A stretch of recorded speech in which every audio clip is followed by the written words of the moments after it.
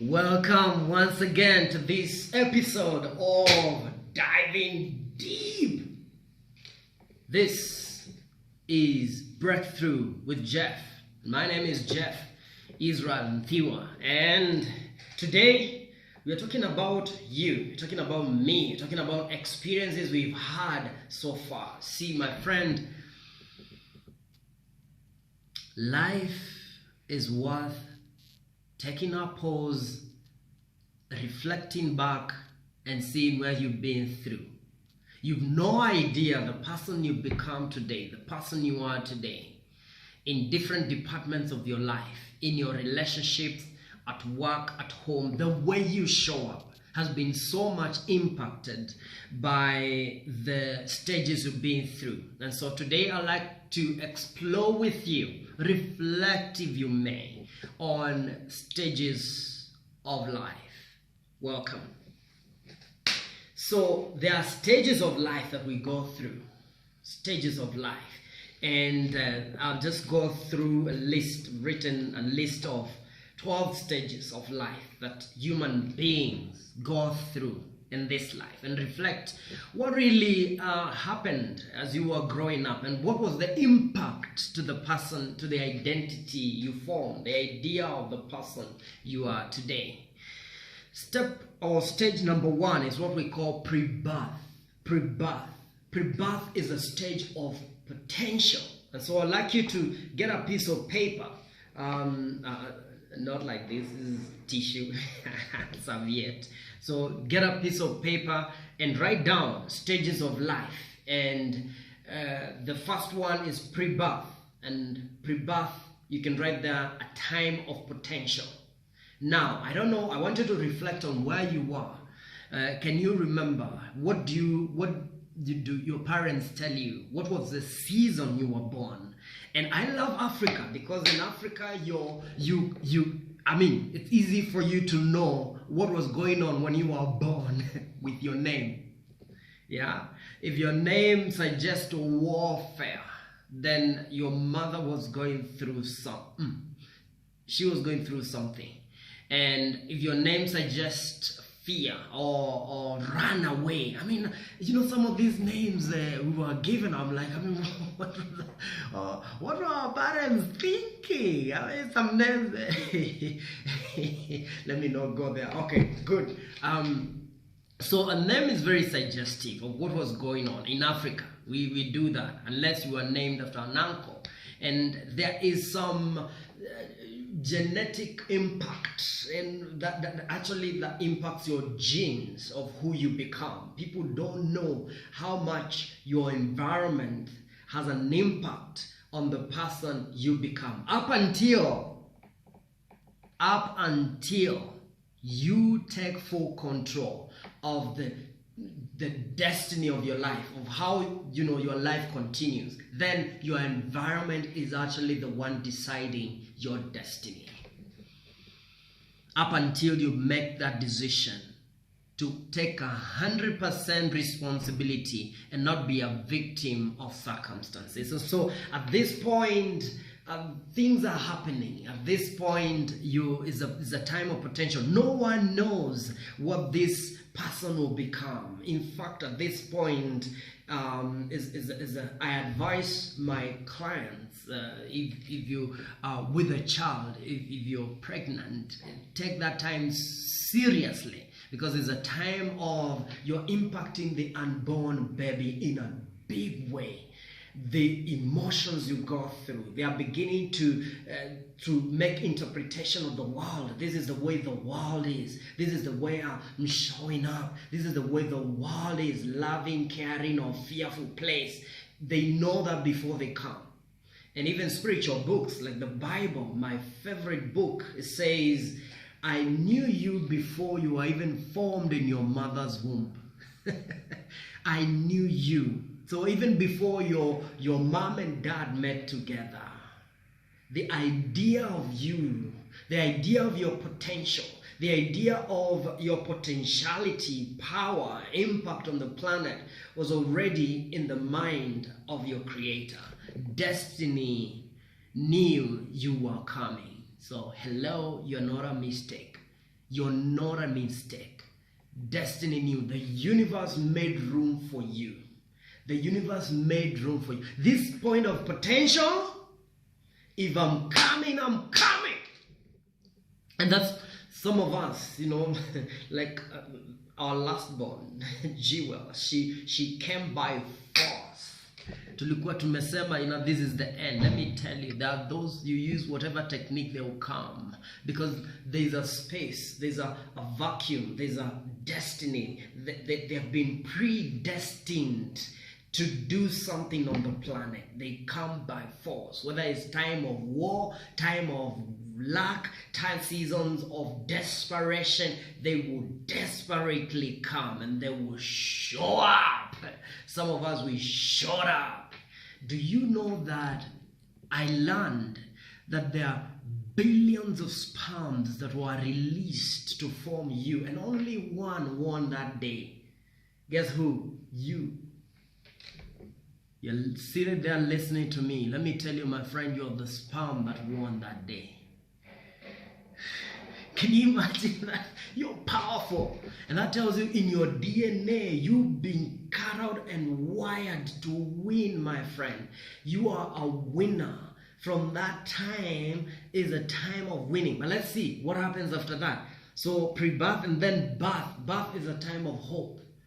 I mean, there is no one who can write anything on you, but we hope. It's a time of prayers of destiny, that they will grow up to be a great human being, make an impact on the planet. We pray that this child being born is another Nelson Mandela, is another Jeff Nthiwa, is born today. We have hope, and that's why we give our kids those names, Mandela, Obama, because there is hope. There is hope. There is a time of hope. There's no one who can say what you're going to become. And so you're born to a period of hope. What was happening? I want you to reflect back. What was happening this season, the time of your birth, that year? What was happening? I want you to go and research that, because some of this environmental changes and whatever is happening on the planet, like a time like now, if you're born a season like now, this is a time of financial uncertainty in the world. It doesn't have to be your destination, it doesn't have to be your reality right now, but the world, global, the way globally things are, there's a lot of uncertainty, and that impacts the child as they're being born, and it impacts how their DNA begins to make some unconscious decisions on what life is about, on the abundance of life or limitation of life. Some of us, we are born in such environments that we just begin to constrict and begin to choke things, and begin to, because of limitations we were born in. But then, like I said, it comes to a time where you have to decide what your destiny is going to be, and not your environment, because then that's when you mature. That's when you become the captain of your destiny. Number 3, we call it infancy. Infancy is a time of vitality.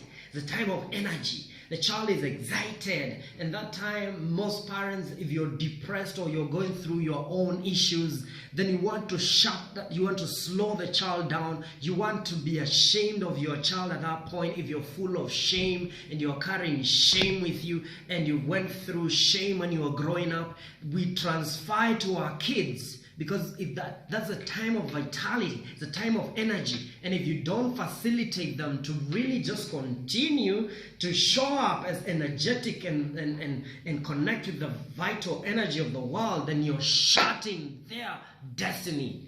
Was your destiny shut? Is that the reason you feel it's so difficult for you to really show up as strong, to show up in your full capacity? Could it be that's why you choke your energy and dim your light and turn it from watts 135 to 70 so that you can fit in? Could that be the reason? Now, let's go to number 4. Number 4 is the stage of early childhood. And this is where I say things happen. This is where our destinies are formed. This is where our identities are formed. Early childhood is between 3 years to 6 years of age. And guess what? This is a time of playfulness. It's a time we want to play with the world, with everyone, no matter their color of the skin. You put kids at this age together, they don't care, the color of the skin. They don't care what school you go in. You're just a child. Let's play. They love each other. Give them 2 seconds. They'll build their friendship, their connection. It's a time of playfulness. Again, if you're a wounded parent, and we call it wounded parenting, then you shut the energy of this child. You are ashamed of them. You tell them not to be playful. And that's what some of us went through. And that's why we shut down our system of just showing up, of our energy to enjoy life, to have fun. Some of us, even now that you have all the money, all the wealth, you don't know how to enjoy. You're just there looking like this with the money. Looking like this. There's nothing you can do. You don't know how to enjoy yourself because you were shy. Let me tell you, I'm not blaming you, but I'm taking the responsibility in your hands. Stop blaming your mother. Stop blaming your parents or your environment. It's time you stop being a victim. Some of us are rich victims of our environment. But we have money, and we just pursued the desire of having more money, thinking that will heal our wounds. Let me tell you, it has to be. It's a harder job. Getting money is easy. Healing yourself is a real business. Are you ready? Come on.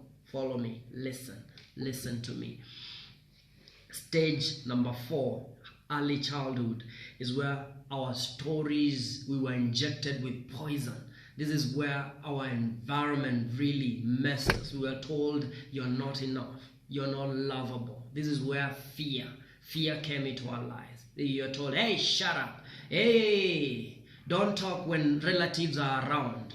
Don't talk. And we were told we are less special. We are told we're supposed to measure what to speak. We are told we're supposed to, this is where corruption comes in, my friend. We are told to not be authentic, to really not show up as a complete human being. And this is a time of playfulness. This is a time of allowing yourself to play, allowing yourself to show up, to just be, to shout. Hey, my God, some of you, the way you are shouting at this age is the age of just yelling at the world, full expression. And there's nothing wrong with that. You're human. And when you accept that, in fact, if you're so rigid that you're giving rocks competition in terms of being so rigid, you're hard rock. Let me tell you, this life is taken easy if you want to enjoy it. You gotta enjoy. You can't. Life is about love. It's about being, love and loving yourself and enjoying yourself. And I'll take you through a process of returning back to love, by the way. And I recommend, there's a book by Marianne Williamson, one of the best books I've ever read. Return to love. Return to love, my friend. It doesn't matter what the hell you've been through. You can heal and you can go back. Go read that book, Return to Love. Marianne Williamson, Return to Love. This is where you forgive where you were born and fall in love with your village. A friend of mine was telling me, you're healed when you're ready to go back home and really just see your home as the best place on the planet. That when you've healed. But if you're still running away from home, oh, my friend, we have still got work to do here at Breakthrough with Jeff, so stay tuned. Number 5, there's what we call the middle childhood. This is, again, the stage of imagination. This is where between 6 years and 8 years, and kids here, they come up with all ideas. My son would see things that we cannot see and begin to shoot them. We can't see them, but he somehow can see them. It's the time they imagine who they are going to be, the kind of car they'll drive. Like if it's a boy like my son, he's so imaginative about cars. He's like, why can't they fly? He's so sick of jams. Why are we here? Why can't cars just fly, have the ability to fly and just, drive when you want? I'm like, wow, this is if you are, and no wonder Jesus said, unless you think like a child, you'll not be able to change the world. Look at the way kids think, especially at this age. They're so imaginative. They are so creative. When did you lose your imagination, age? When did you miss that? When did you divorce your imagination age? Because this is who you are. You are born like that. It's in you. It's in your DNA. We only shut it. We shut it at this age. We shut it when you are told, shut up. No, that's nonsense. No one has ever done that. Let me tell you, if you're a parent listening to me, listen to your kids. Help them, even if you don't know, because some of us, we don't know. And some of us, we are still kids, younger than our kids. I'll repeat that. Some of us are still kids, younger than our kids. We've not accepted who we are. We've not grown. We just have not grown. And so sometimes you can get coaching from your own kids. See the way they are free. Imitate them. Copy them. Copy their freedom. Be a kid. Once again, be a child. Not childish. Because failing to be a child is childish. Taking life so seriously is childish. Now, will you die childish? Will you die childish? Kizungu mkuti. Will you die childish? Okay, let's go on. Number 6. What we call late childhood. And this is, again, time of ingenuity. This is a time where the genius of your child will show up. 9 years to 11 years. What are you doing at this point? What do you remember? Most of us who today are nursing wounds of our childhood, this is when our wounds really deepened, because at this point you've developed an identity. You're trying to have a grip on who you are on the planet, and there's a force that is against every idea of who you are, of the way you're showing up. It's telling you, stop. No, you're not good enough. No one loves you. No. And they are not telling you, they're showing you. At this point, you don't learn through being taught like in a class. You learn through intuition. And so you're looking at your parents and it's like they don't love you. And you're confused. It's at this point that most of us were wounded. It's at this point most of us made decisions about our parents. It's at this point most of us made decisions about our environment and about our nation and about what is possible. It's at this, if you look at 9 years, where were you? Write down there, comment right there. Where were you 9 years of age? Between 9 to 11. What was happening in your life? What was happening and what impact did it have on the person you became today? What impact did it have? That is a period I realize with the clients I've worked with, most of the time we'll have to look back at 9 to 11. 9 to 11. 9 to 11. Do you know what happens? 9 to 11. 9 to 11 is when people sleep. 9 to 11 is when we shut down. 9 to 11 is not just when we sleep and shut down. Is when we sleep, literally, spiritually. Is when we just give up trying to be something. Is when we just, at this point, some of us just shut and follow, become slaves of the world and become victims at this point. At this point, it's either a breaking or making point. What was happening? Please let us know. Comment down here. Let us know. And if you've not yet subscribed, please subscribe, because we are following through step by step so that you don't miss anything. And ring the bell. There's a bell notification on your right. Click it so that you don't miss anything. Now, let's go to adolescent. Number 7. The ages 12 to 20. It's a time of passion. But then it's passion that again is not being invited through love. It's passion that is full of fear. You're hiding. Is a time for most of us where we learn to hide our passion, hide our desires, hide who we are. There's a point where some of us began to feel a connection with the opposite sex, and is a point at which some of us also show up as passionate is when if you're a parent, you can help your teenager to find their passion and guide them to their passion. It's a time of full acceptance. If you're a parent who really knows the responsibility of parenting, it's a time of accepting, loving this person as they are, not just the good part but even the bad part. Is a period of showing up as real and authentic as a parent. And you see, this person has got their own identity, their own brain. They're different from you. If you're an insecure parent at this point, you want to form them to be like you, to be submissive all the way. You are more safe. That's the lie you tell yourself, is you're more safe when you have just a follower, someone with no brain. But if you're a brilliant parent, you know that allowing your kid to pursue their passion, to find themselves, to find the career that is fit for them, relationships that are fit for them, to ask their why, not your why, to ask their why, and allow them to follow through, learn the lessons without you having to follow them through. And so from there, between 20 and 35, we call that early adulthood. And this is a time of enterprise. Between 20 and 30, if you've not known who you're going to be on the planet, between 20 and 30, if you've not known what it means to fall in love and fall out of love, then you've not lived. I'm telling you, this is a time you learn to let go of things that don't serve you. Between 20 and 35 is a youth.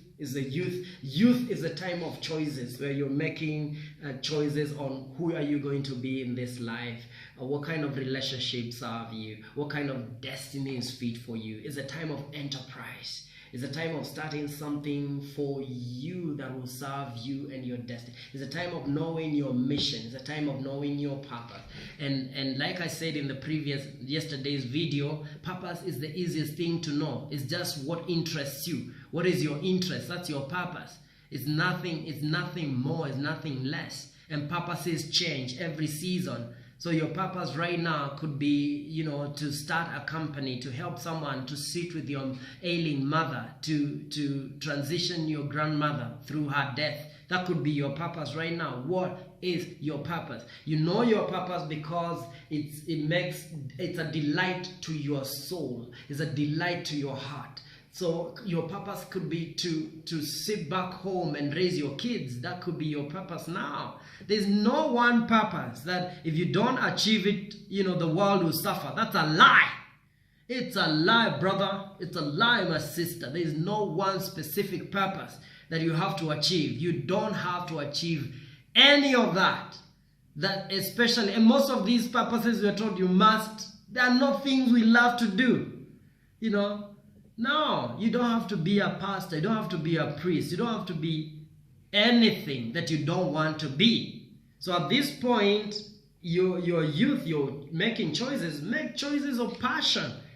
Choices of something that you're passionate about. Okay, number 9 is what we call midlife.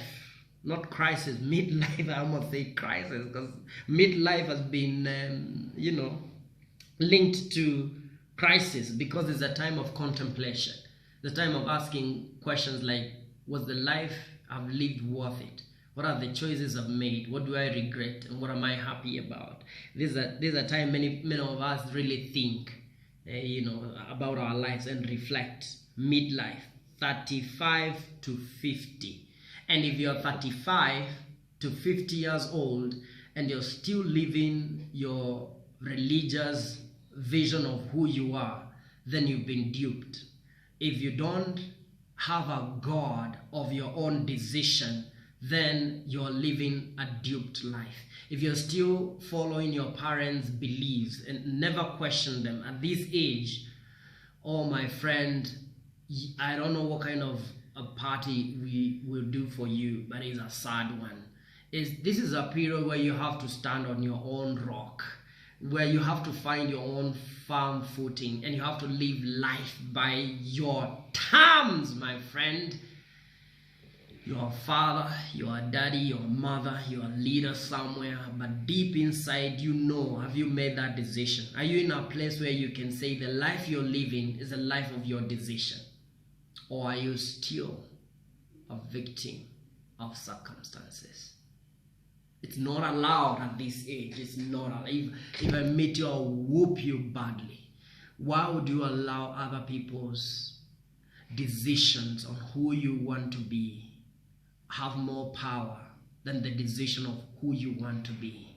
This is a period where you have to stand by your 2 feet and not blame anyone, and not blame your environment, and not blame your religion, and not blame anything else, and not even blame yourself, but take the step, a stand for your life. Take a stand for your life. Comment down there, I take a stand for my life. My life will be about this. It could be about joy, peace, love. Make a decision. Yeah, take a stand for your life. Okay. Then from there, number 10, mature adult, 50 to 80. It's a time of benevolence. 50 to 80. If you've not crushed it at this time, my friend, unless you're the KFC guy, and those people are rare. I mean, some of us are waiting for something to hit them at this point. This is a time of giving back. This is a time of contribution. This time of looking, okay, what contribution can I make? What kind of mark am I making on the planet? And this is it's an exciting time. You want to be alive at this time, between 50 and 80 is a time of wisdom. It's a time where the value of life, the beauty of being a coach, if you're a coach, is that our job, we never, retire. And the older you get, the more wisdom, you'll have to pass to other people and to help your generation. If you are transitioning to become a coach, let me encourage you. This is a career, we call it the career of the future, because even if you're 90 and you're a coach, you're using techniques and skills that can help people in a deeper way, and you're more wiser. And as wisdom, you can see as I'm talking about this age, I'm slowing down, because it's a time of slowing down. It's a time of reflecting. It's a time of deep waters. There's no struggle at this point. It's a time of flow and deep wisdom. It's a time of love and connection. It's a time of letting the young ones pass by, because you've been through that journey and you know that running fast doesn't mean you're getting there. It's a time of really connecting with the universe and letting it drive you, and you're not struggling. See, in early 30s and 40s, you're fighting. Some of us, you're fighting things, you're forcing things, you feel you're late. At this point, you slow down and allow things to be. You savor life. You just allow. You surrender. But let me tell you, you don't have to wait for this wisdom. You don't have to be 80 to allow this wisdom to flow in your life. At whatever age right now, you can allow yourself to surrender, because this is where healing begins, in surrender. When you surrender, allow the divinity, the God, the universe to just take you, to bring meaning out of every experience, and your life will deepen, because it's not a struggle, it's not a fight. You are wired to win. Thank you so much. Look forward. I want to give you an exercise before I sign out. I want you to write this down. Create a list of all the life stages you've been through and how you remember experiencing them. And write it down, please. Just write down that list here. I will comment back to you, and perhaps you can call us for a free consultation session if you need that, to explore deeper into this. What's the meaning and where healing is needed in your life. It's been a pleasure walking with you through the stages of life, all the way from pre-birth to death and dying. Thank you so much. Looking forward to see you tomorrow.